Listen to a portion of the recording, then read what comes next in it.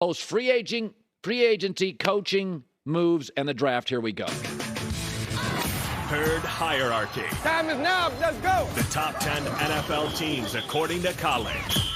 Number 10. Hardest spot was number 10. I could have put a lot of teams. I'll put San Francisco because of the teams I considered. I think they have the best coach and the best offensive system, and it's an offensive league. Can Trey Lance play? I think he can. They got Drake Jackson early in the draft, another edge rusher, probably opposite of Bosa. They also got a top corner from Kansas City, and that was their weakness. So I look at this team, and they'll figure out Deebo Samuel. I don't know exactly what they'll do at quarterback, and that's why the 10 spot was hard. But I do think Trey Lance can play.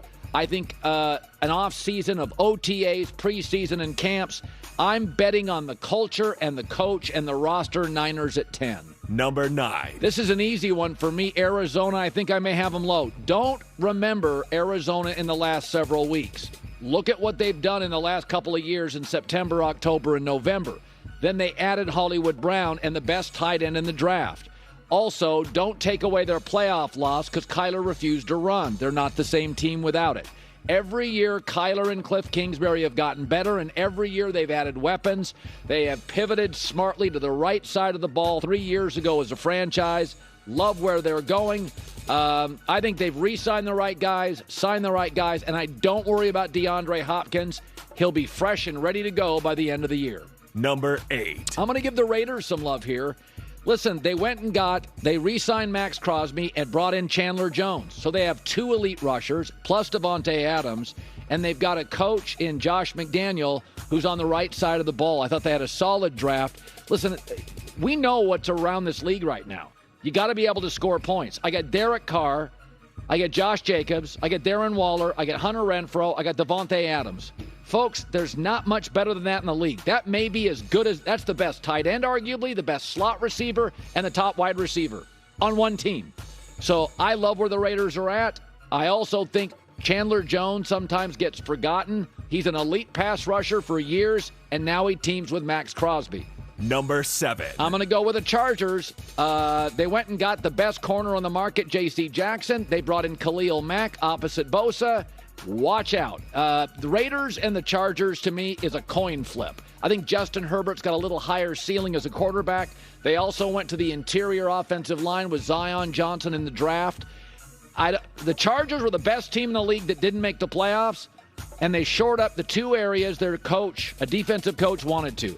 Get us a Jalen Ramsey. Get us a big-time corner, and let's improve our pass rush. I'll have the Chargers at 7. Number 6. Cincinnati Bengals had one massive hole and did a great job to plug it up. Offensive line. They got Lyle Collins, Alex Kappa, Ted Karras, and then they got Hayden Hurst at tight end, who's a really nice player.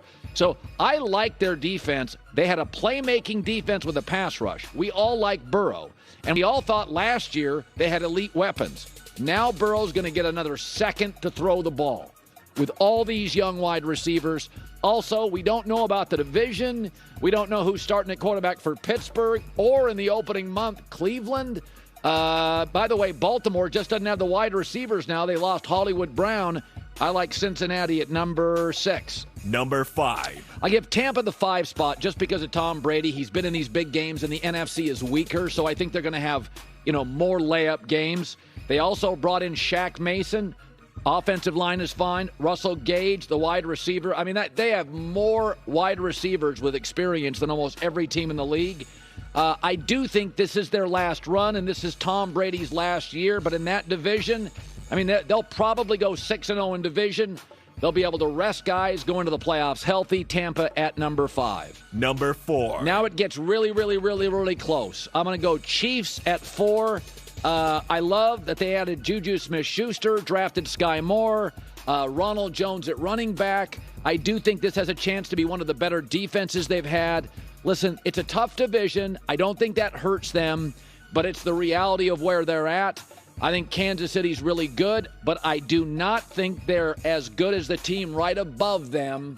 Number 3. That's the Rams, who won the Super Bowl. They added Bobby Wagner to improve their weakness, the linebackers, and Allen Robinson is an upgrade over Robert Woods at the 2 receiver.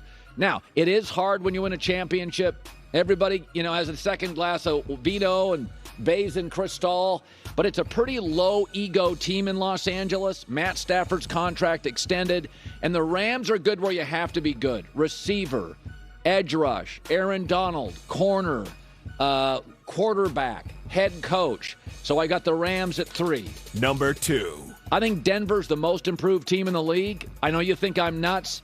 What they did to their defensive line between DJ Jones, Randy Gregory, and Nick Bonito from Oklahoma totally transformed their pass rush, which I thought needed a lot of work. Russell Wilson, they also drafted a tight end out of UCLA to replace Noah Fant.